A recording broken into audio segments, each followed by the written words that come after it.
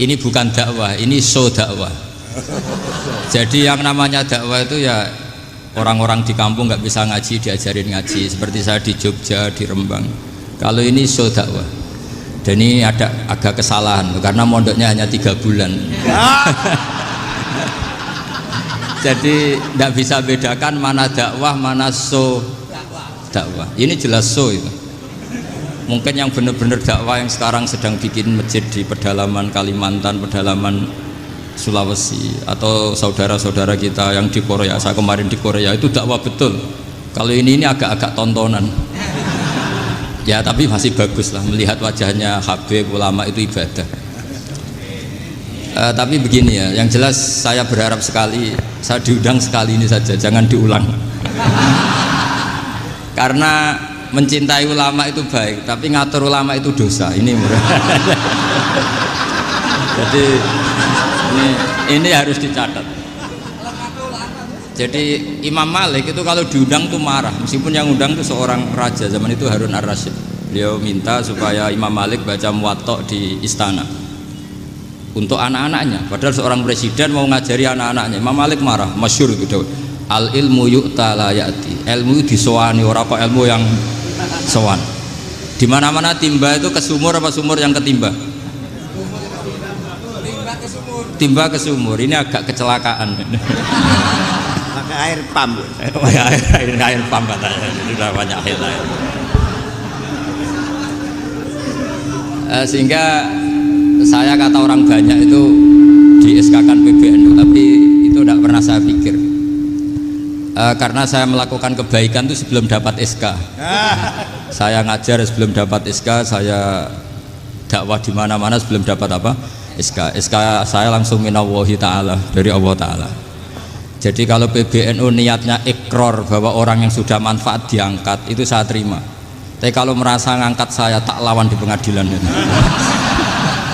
Karena saya sudah jadi kiai sebelum diangkat PBN. Ya ini saksikan ya para muhibin saya. Jadi kalau SK itu ikror, ngakui kalau Gus Bak manfaat, saya terima. Kan hanya ikror saja, Pak. Tapi kalau merasa ngangkat dari bawah ke atas itu tak lawan sampai apa? Pengadilan, sampai di akhirat. Tersangkanya ya yang sedang jabat sekarang itu. Tapi saya yakin enggak, Kiai Miftahul Ahyar itu orang alim karena alumni Sidogiri dan menantunya Syekh Duki. Di antara gurunya itu pernah mbah mertua saya, karena istri saya orang Sidogiri. Beliau juga besanan sama keluarga Lasem, saya ini Durbiah Lasem. Pak Said Akil juga orang alim, mbah-mbahnya juga orang alim. Baru kemarin nyocokkan nasab sama saya. Buyut-buyutnya beliau itu adik buyut saya, pernah cocokkan sama saya. Gus, saya sama saya tua mana? Tua saya, buyut kamu adik buyut saya, kata saya gitu. Tapi saya tetap hormat sama beliau karena ya pernah sepuh umurnya setidaknya.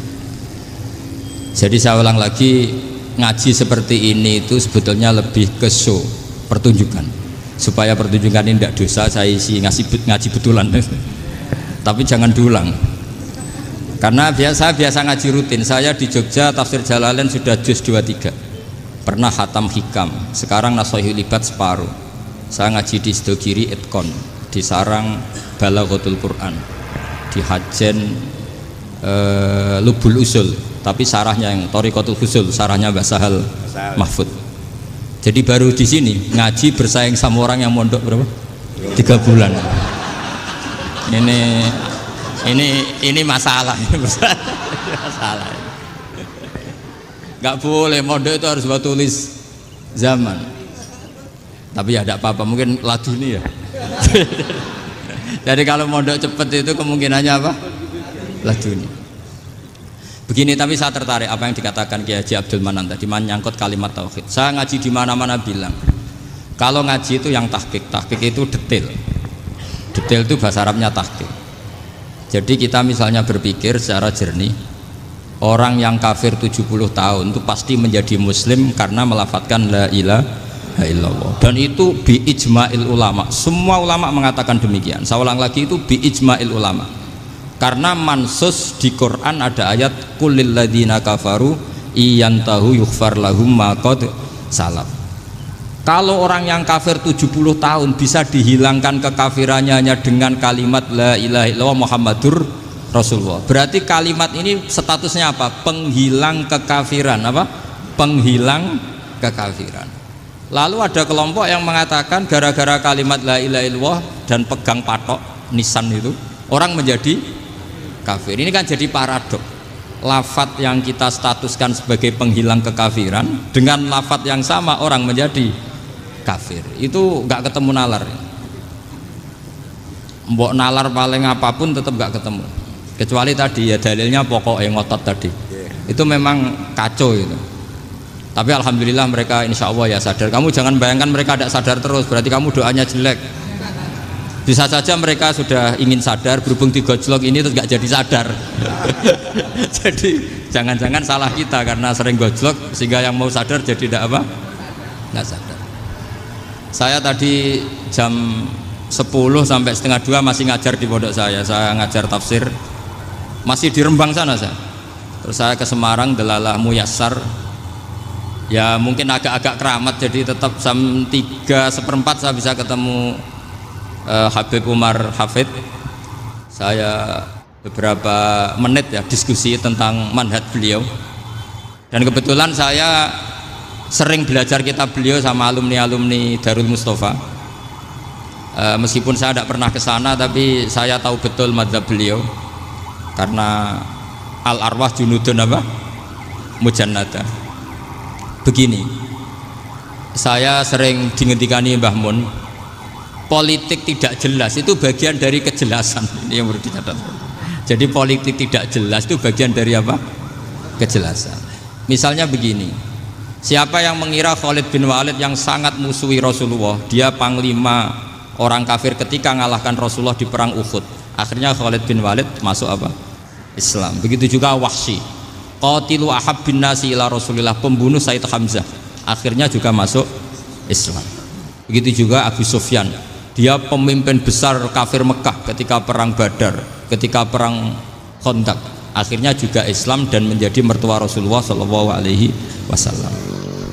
Dari fakta ini kemudian banyak ulama alim yang ngambil sikap itu ya coro Jawa itu anggang-anggang itu nggak tegas, tapi nggak tegas dari rumusan ilmu yang detail.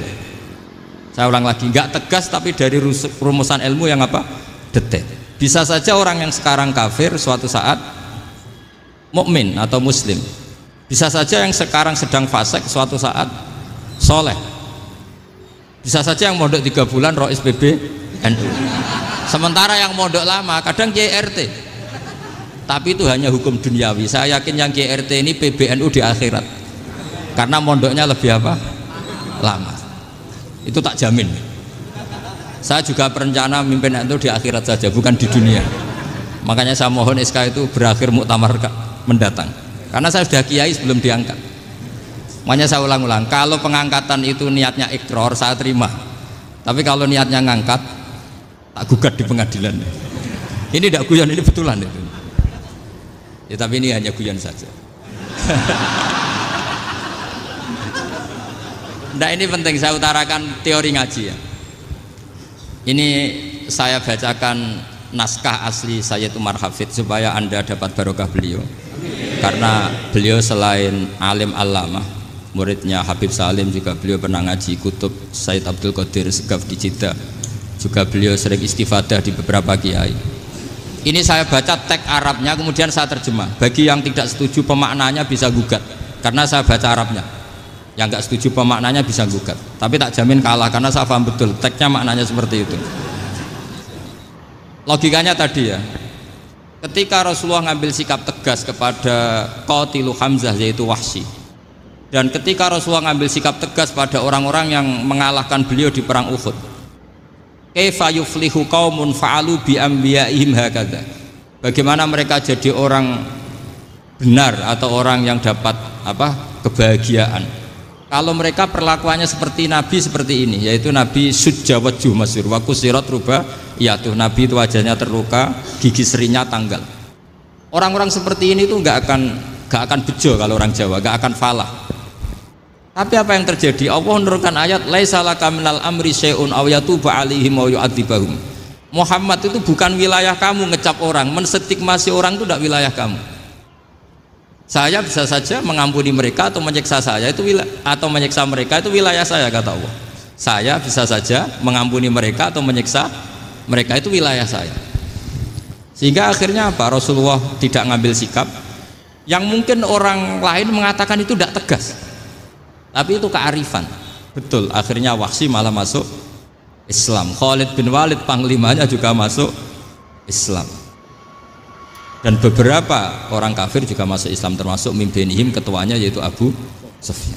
Ini penting saya utarakan. Makanya ini saya baca pembenaran dari konstruksi pikiran tadi.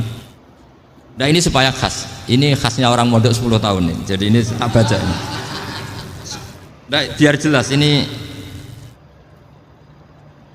nanti tagnya persis ya, tidak saya rubah. Ini di kitabnya Habib Umar Hafid, namanya itu Taujihun Nabi Limardoti Bari. Kalau diterjemah ya mengarahkan orang yang sadar. Nabi itu orang yang sadar ya, sampai ini termasuk orang yang sadar. Limardoti Robbi, menuju mendapat ridho Tuhan atau Allah Subhanahu wa Ta'ala. Saya baca tagnya ini di halaman 179. Ini tidak ada yang saya rubah, tidak saya kurangi. Bismillahirrahmanirrahim. Fala buddha an wattina qulubana ala annana khodamatu ahli hadal qaul wa yattali'u wa min qulubina annana na'taqidu imkaniyata ayyasfa'a fi ahadina yaumal qiyamati man huwal ana kafirun yuslimu faya'lu sya'nu indal haqqi fayakunu sababan li kholasika fil qiyamah yumkinu dzalik. Jadi kita para dai, para kiai itu adalah khodamatu hadal kaun. Kita ini adalah pelayan alam raya ini yang selalu berharap alam ini akan lebih baik. Orang yang sekarang sedang kafir bisa saja nanti yang nyafaati kamu di akhirat, yaitu mereka masuk Islam lalu Islamnya lebih serius, akhirnya punya hak syafaat.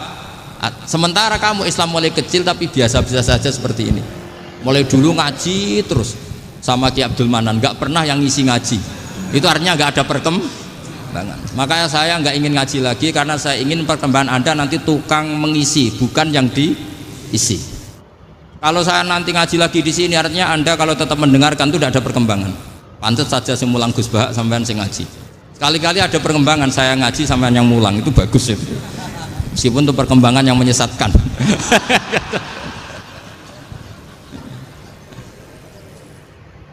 Ini penting saya utarakan. Ini dawuhnya Said Umar ya. Orang yang sekarang sedang kafir bisa saja orang ini nanti nyafaati kamu, yaitu beliau orang ini Islam, kemudian Islamnya serius, maka punya hak syafaat. Sementara kamu Islamnya biasa-biasa saja. Itu masyhur kayak Sayyidina Umar. Sayyidina Umar Islam di hari itu langsung makomnya makom yang a'la, sehingga mengalahkan yang sudah Islam lebih lama. Karena Islamnya Umar itu menjadi izzatul Islam betul. Makanya jangan benci orang tegas teman-teman, kadang ya ada baiknya. Abu Bakar itu sudah Islam tapi layinal janib, orangnya santun. Kalau dipisoi orang yang menengahi lah, kira-kira seperti itu. Begitu juga Bilal, Ammar, Suhaib. Singkat cerita, Rasulullah itu sering dibully ya, sering disiksa orang-orang kafir. Rasulullah berharap, wah kalau yang Islam gini terus repot. Melihat Umar ini petarung di pasar Uka, dia dapat uang itu kalau tarung, menangan. Kata Rasulullah, kalau ini yang Islam ya bagus. Dia berdoa, Allahumma aizal Islam bi Umar. Itu kira-kira 2 hari dari doa beliau, Umar masuk Islam. Itu pertama masuk Islam itu orang-orang kafir diparani. Kalau kamu ganggu Rasulullah Muhammad tak bunuh. Semenjak itu orang kafir yang gentenan sembunyi. Sehingga kata para mereka yang Islam selalu jaya mut aslama Umar, ketika Umar masuk Islam. Itu dalam satu hari Islam itu Rasulullah sudah ngendikan Umar yang Islam sehari ini imannya kalau ditimbang separuh ahli dunia masih unggul sama Islamnya Umar. Nah bisa saja seperti itu.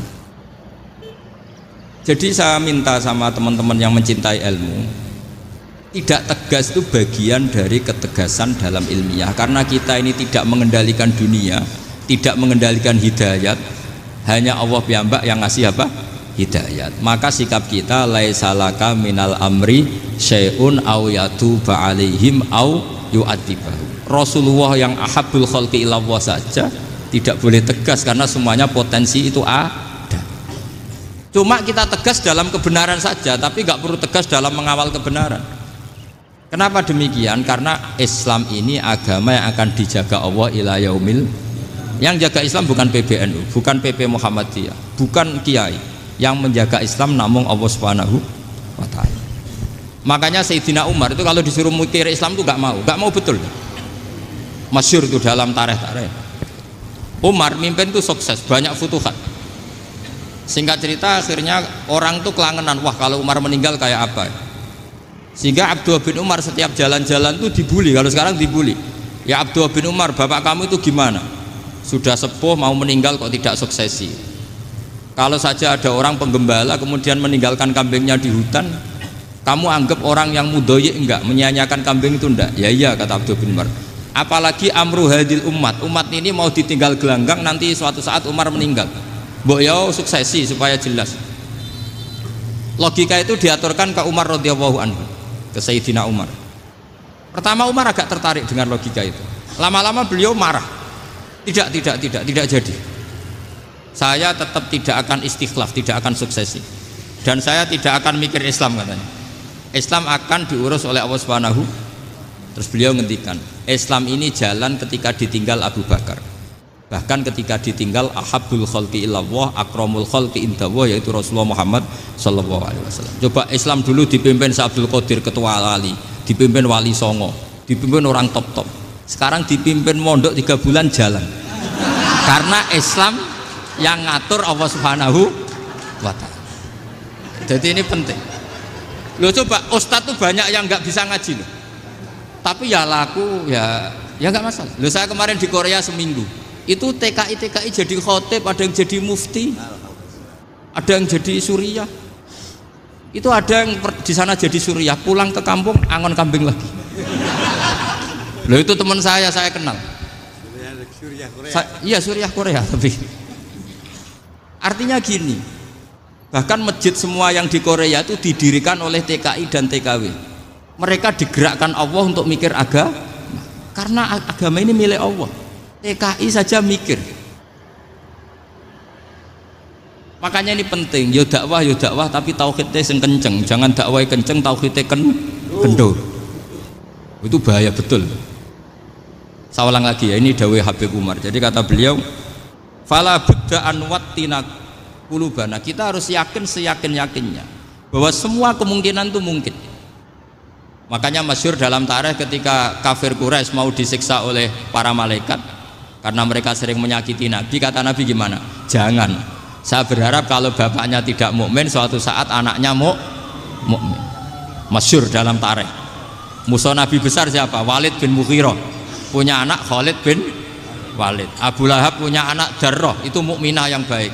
Abu Jahal punya anak Ikrimah, itu mukmin yang baik. Di Indonesia lebih hebat lagi. Bapaknya ra iso maca Quran, anaknya hafid. Bapaknya utun ra tamat SD, anaknya jadi dekan. Di Indonesia banyak orang nggak siapa-siapa, anaknya jadi presiden, anaknya jadi menteri. Artinya jangan karena bapaknya kafir kamu nganggap anak turunnya pasti selalu kafir. Teori itu sudah salah zaman Rasulullah. Yaitu Walid akhirnya punya anak Khalid, Abu Lahab punya anak Darrah. Terus siapa? Abu Jahal punya anak siapa? Ini penting saya utarakan karena dakwah kalau terlalu semangat, nanti kalau menghilangkan tauhid bahaya. Tetap innal huda. Uni Soviet kayak apa? Mengkooptasi negara-negara sekelilingnya sampai jadi zuni. Tapi apa yang terjadi? Uni Soviet yang runtuh, persemakmurannya semua rata-rata jadi negara apa? Islam, kayak Uzbek, kayak Ceknya, kayak apa-apa. Karena agama ini diurus Allah. Sehingga kalau tapi kamu ngitmai agama nggak apa-apa. Makanya istilahnya Habib Umar khodamah itu pelayan, nggak apa-apa. Kita ngitmai agama itu nggak apa-apa. Dengan ngitmai terus mikir nggak apa-apa. Tapi jangan mikir yang merasa kalau kita mati, wah nanti agama ini kukut karena saya mati. Kamu itu siapa? Agama Islam ini tidak pernah dipasrahkan kamu. Diurus oleh Allah Subhanahu wa ta'ala sendiri. Sehingga ketika Wali Songo meninggal, agama ini tambah kuat sampai sekarang. Kecil saya itu kalau pengajian susahnya bukan main, harus izin sana sini. Sekarang setiap pengajian polseknya datang, polresnya datang, nggak ada intel, nggak ada apa. Padahal kiai dulu sama kiai sekarang itu kira-kira alim mana? Alim kiai dulu. Mbah Hasyim Asy'ari itu ngarang kitab sampai dibaca di Yaman. Saya sering baca juga kitab beliau, Risalatu Ahli Sunnah wal Jamaah. Kiai sekarang mau terjemah aja kadang salah memahami. Tapi ya Islam tetap jalan karena Islam ini dikawal, dijaga oleh Allah Subhanahu wa Ta'ala. Maka kalau dalam cerita tarikh sirahnya Ibnu Ishaq itu, tauhid itu penting. Beliau cerita begini, Sayyid Abdullah itu namanya Abdullah bin Abdul Muthalib. Kita tahu kenangannya Rasulullah terbanyak itu bukan dengan Sayyid Abdullah tapi dengan Sayyid Abdul Muthalib, dengan mbahnya. Karena Nabi itu mulai kecil dirawat oleh siapa? Mbahnya. Yaitu yang disebut Nabi ketika 2 bulan kan abahnya sudah meninggal. Ya saya baca ya, pakai bahasa Arab biar jadi bid'ah. Nanti kalau bahasa Indonesia ada bid'ah. Tidak betul. Diba atau berjanji sebenarnya itu kitab sejarah, berhubung dibaca bahasa Arab terus kayak mantra. Terus yang belakang mau nyenggai soleh aleh, sehingga kubu sebelah bilang itu khurafat dan bid'ah. Coba diterjemah ini, coba nanti saya baca bahasa Arab. Walamma tamma min hamli syahroni ala masyuril aqwalil marwiyatu fiya bil madinati abuhu Abdullah wa kana qad istaza bi akhwalihi bani adi minat taifatin najariyah wa makatha syahron saqiman yu'anu nasukmahu wasyakwa. Terus di pojok sana bilang soleh aleh, pasti kubu sebelah yang liwat, wah itu khurafat bid'ah karena dianggap mantra. Padahal artinya coba sampean baca bahasa Indonesia, ketika hamil Rasulullah umur 2 bulan, abahnya meninggal di kota Abwa. Kota Abwa adalah kota keluarga besar ibunya Sayyid Abdullah. Kebetulan pas ke sana beliau sakit sampai 1 bulan dirawat. Bid'ahnya di mana kalau diterjemah? Wong itu kitab tarikh. Makanya saya nggak tahu yang membidah-bidahkan tiba itu karena tadi. Tapi sampean juga ikut salah karena nyenggai sholawatan tok itu. Jadi makanya saya bilang tadi kalau bahasa Arab bid'ah, kalau sudah terjemah tidak bid'ah karena kelihatan kalau itu hanya kitab tarikh. Coba bid'ahnya di mana? Wa ba'du fa'aqulu wa Muhammad bin Abdullah bin Abdul Muthalib bin Hasyim.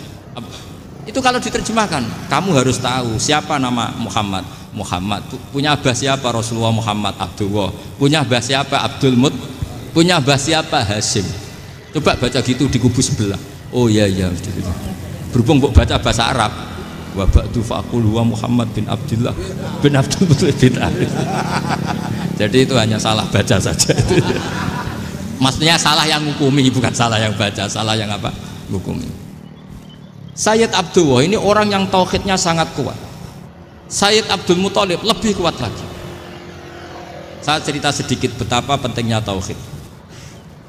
Ketika pasukan Abraha bawa pasukan gajah mau menyerang apa? Ka'bah. Itu sebelum menyerang itu semua aset-aset milik orang kafir Quraisy, milik orang Quraisy lah, itu ditawan, diambil, termasuk milik Sayyid Abdul Muthalib, milik Abdul Muthalib. Terus ketika mau masuk Ka'bah, mau masuk Mekah, kata Abraha, man sayyidu hadal wadi, siapa yang kamu tuakan, yang kamu pertuan di sini? Oh, Abdul Muthalib. Abdul Muthalib itu dipanggil, itu auranya luar biasa. Abraha yang di tempat perkemahannya itu harus duduk di atas karena dia raja, itu duduk di atas gak berani, saking wibawanya Abdul Muthalib. Ini mbahnya Rasulullah. Akhirnya Abraha bilang gini, saya duduk di bawah tidak mungkin karena saya raja, kamu duduk jejer saya tidak mungkin karena nanti umat saya kecewa karena raja kok disaingin gitu. Ya sudah, sambil berdiri-diri kita ngomong. Akhirnya Sayyid Abdul Muthalib tadi diomongin gini, saya itu tidak ingin merusak orang-orang Mekah, orang-orang Quraisy. Saya hanya kecewa punya tempat ibadah dikencingi, diberakin sehingga saya mau merubuhkan Ka'bah, tapi dengan damai, nggak ada perang. Apa jawabnya Abdul Muthalib? Lucu. Gak apa-apa, Ka'bah kamu robohkan silakan, gak apa-apa. Yang penting unta saya yang kamu sita kembalikan. Harta saya yang 100 unta kamu sita kamu kembalikan. Itu Abraha kagetnya bukan main. Kaget karena kamu itu pemimpin apa? Tadi saya hormat kamu karena kamu tak anggap orang hebat. Hadhil Ka'bah dinu abaika, ini Ka'bah itu agama kamu. Pas saya hancurkan kok kamu tenang-tenang saja. Padahal pas mau saya hancurkan kamu tenang-tenang saja, malah tanya unta kamu itu gimana? Apa jawabnya Abdul Muthalib? Inna lihadal baiti robban hamahu, sebab Ka'bah itu ada yang punya dan pasti akan melindungi Ka'bah. Tapi kalau unta itu milik saya, ini urusan saya, ini unta. Jadi inna lihadzal baiti rabban hamahu, itu tidak milik saya, itu ada yang punya, ya sudah biar yang punya aja yang jaga, itu tidak urusan saya. Akhirnya unta dikembalikan, aman deh, untung double. Terus akhirnya dia ke Ka'bah, fa'akhudha bi halaqatil bab, karena dulu apa itu halaqatil bab, karena dulu itu yang dipakai apa itu pegangan itu bentuknya apa, bulat, makanya diistilahkan halaqah apa, bulat. Kalau sekarang halaqah ilmiah itu seminar. Tidak. Halaqah ditubuhi lain lagi. Ya. Pegang terus bilang gini, kata Abdul Muthalib, ya Allah, Ka'bah ini mau dihancurkan oleh Abraha, Ka'bah ini milik kamu. Saya mau ke gunung, mau melihat apa yang kau lakukan terhadap orang yang mau merusak Ka'bah. Abdul Muthalib bilang ke umatnya, wa ya qaumi, ayo kita ke gunung melihat ma fa'ala rabbuna, apa yang akan dilakukan Tuhan kita terhadap orang yang mau menghancurkan Ka'bah. Jadi santai saja, santai. Terus Abdul Muthalib naik gunung sama orang-orang Quraisy. Abraha datang mau merusak Ka'bah, terus terjadi alam taro kaifa fa'ala rabbuka bi ashabil fil. Itu melihat, dan betul Ka'bah dijaga Allah. Islam juga gitu. Ketika Islam dikooptasi Uni Soviet, semua ulama, semua wali perasaannya hanya nunggu kehancuran Uni Soviet, karena pasti agama ini dijaga Allah. Saya setiap sholat, setiap munajat, ketika baca Rabbana lakal hamdu bil samawati wa mil'ul ardi. Dulu saya iskal itu janggal. Ya Allah, engkau zat yang layak dipuji, yang pujian itu memenuhi langit dan bumi. Pikiran saya kalau bumi ateis itu mujinya kayak apa. Tapi Masya Allah, ketika saya datang di Korea, bumi ateis, ternyata di sana banyak masjid, banyak tasbih, bahkan ada sakduna di sana. Karena Allah sudah ngendikan lakal hamdu mil'us samawati wa mil'ul ardi. Dan sekarang nyata, semua bumi ateis, bumi apa saja, ada tasbihnya, ada tahmidnya.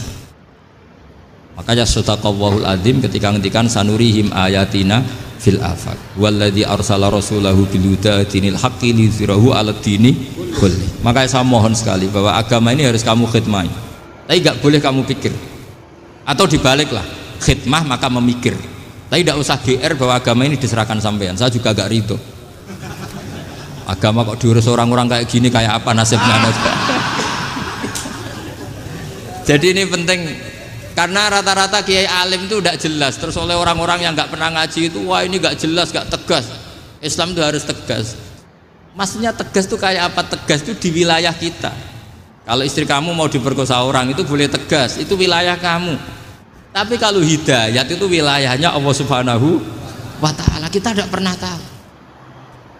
Bahkan yang sudah Islam saja, nyuwun sewu, itu nggak ada jaminan mati husnul. Kita tahu dalam sejarah Sa'labah itu dapat gelar hamamatul masjid, merpatinya masjid. Tapi kita tahu akhirnya Sa'labah itu apa? Su'ul khotimah. Sampai dalam Islam selalu diajarkan ya muqallibal qulub tsabbit qalbi ala din. Jadi kalau kita sendiri saja masih ingin selalu husnul khotimah, agak ada ruang untuk mudah menvonis orang lain. Makanya saya salut sekali ketika Habib Umar menulis kita semua ini mengkhidmati hadal kaun, dan selalu berharap bisa saja suatu saat orang yang sedang kafir bisa saja suatu saat muslim. Nah soal kalau yang sama yang harbi menyerang kita ya tarung. Kalau artinya kalau yang merangi kita ya kita wajib perang, kalau enggak ya habis kita. Seperti kita lakukan ketika diserang Belanda. Tapi ketika mereka musta'man, dhimmi, mu'ahad, orang-orang kafir yang mau berdamai dengan kita ya kita damai. Sebagaimana yang dilakukan Rasulullah SAW ketika berdamai dengan kafir Quraisy yang dipimpin Suhail bin Amr, masyhur itu dalam tarikh. Singkat cerita kan Sayyidina Ali ini pernah konflik sama orang Khawarij. Kata Sayyidina Ali, ya sudahlah, namanya kita musuhan, kita tidak usah ketemu, pakai mediator, kata Sayyidina Ali.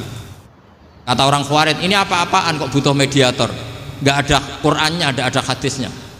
Kira-kira kalau Pak Sayyidina Ali orang Jawa, nggak ada apa tidak tahu.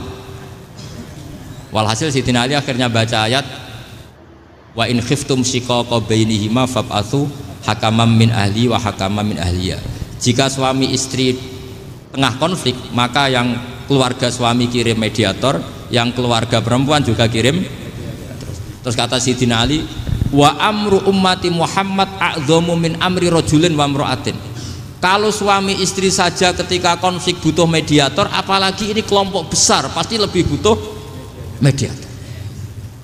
Akhirnya lalu mediatornya siapa? Kata Sayyidina Ali, ya siapa saja yang penting baik. Ditunjuk seseorang, diprotes sama orang Khawarij, ini orang nggak kredibel. Oh, terus Sayyidina Ali marah-marah. Rasulullah itu pernah berdamai dengan orang, bahkan orang itu kafir, yaitu Sulhul Hudaybiyah. Nabi itu berdamai dengan orang yang bernama Suhail bin Amr ketika itu kafir. Makanya ini menunjukkan bahwa musolahah ma'al kufar itu boleh demi kelangsungan bernegara, berbangsa. Kamu tidak usah meragukan reputasi NU. Ketika dulu kafirnya kafir harbi zaman Belanda, ya Mbah Hasim fatwa apa? Jihad. Jadi jangan kira tidak tegas, kita tegas sekali, justru kita yang punya masa lalu tegas. Tapi kepada siapa dan dalam konteks apa? Paham ya? Terus ini penting sekali untuk dijernihkan. Ini saya baca berikutnya nanti, tidak supaya tahqiq. Saya syukur sekali, saya tadi sekaligus minta ijazah sama Habib Umar, dan memang saya ngaji ini lama sama teman-teman alumni Yaman, cuma belum pernah ketemu mu'alifnya. Tadi saya ketemu minta ijazah itu dan beliau senang sekali, bahkan sempat bikin tulisan di kitab saya ini. Sama tidak perlu baca, karena kalau bisa ya biasa, kalau tidak bisa malu ya sudah, tidak usah baca sudah. Terus ini kata beliau, ini masih saya teruskan. Nahnu min hadhil intilaqah naktasibu thabatana wa quwwata yaqinina wa illa fa fil ardi mu'aridun wa muntaqidun wa mukhalifun min akhyarin wa asyrarin sholihin wa fasikin muslimin wa kuffar. Kalau kamu punya satu metode ilmiah, metode dakwah, kamu harus siap, karena pasti ada yang menentang. Yang menentang itu ya mulai orang soleh, tidak soleh, orang macam-macam. Jadi kalau sudah punya manhaj, memang dari awal harus siap apa? Ditentang. Jadi misalnya PBNU punya kebijakan apa, ya sudah siap saja dibully. Itu pasti itu, karena nggak ada manusia semua suka, semua benci. Kata beliau, anta in kunta fi syakkin min hadzal maslak wal manhaj fattabi man syi'ta wasaha angka ghaniyah wa in kunta ala yaqinin annahu al huda wa mirasun nubuwah wa annahu haqiqatu tarjamatil ahdi ma'rab fala tata'atsar min kalami ahadin yakunu mangkana. Jadi intinya kita mengawal Islam secara rahmatan lil alamin itu justru kita berharap menjadi simpatik dan menjadikan mereka menjadi nopo Islam. Jangan ketika simpatik dianggap gak tegas.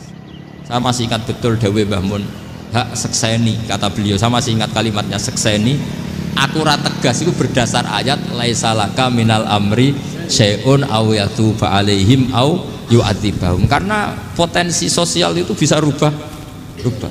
Orang yang sekarang kawan kamu bisa saja suatu saat jadi musuh. Yang sekarang musuh kamu bisa saja suatu saat jadi kawan. Terus kamu ngambil sikap tegas dalam sesuatu yang nggak stabil seperti ini, lalu tegas itu kan nggak pada tempatnya. Makanya yang seperti ini kata Allah pakai asa itu menawa. Asa wahu ayyaj'ala bainakum wa bainal ladzina ataitum minhum mawaddah. Bisa saja orang yang sekarang musuhan dengan kamu suatu saat dijadikan mawaddah. Kamu udah mawaddah itu saling mengasihi. Kamu udah usah tanya, wallahu qadir, kata Allah, karena Allah mampu. Jadi dalam hukum-hukum sosial Allah seringnya bilang apa? Asa. Misalnya wa asa antakrahu syai'a wa huwa khairul lakum wa asa antuhibbu syai'a wa huwa syarrul lakum. Karena masalah sosial ini semuanya asa, yang pernah tahu siapa? Bisa saja sekarang saya Rois Suriah, nanti SK-nya nggak turun lagi, tapi saya tidak apa-apa. Bisa saja nanti santri 10 tahun dipimpin 3 bulan, nggak apa-apa. Bolak-balik nggak apa-apa, saya tidak akan kecewa. Karena masya Allahu kana wa malam yasa lam yakun. Assalamualaikum warahmatullahi wabarakatuh.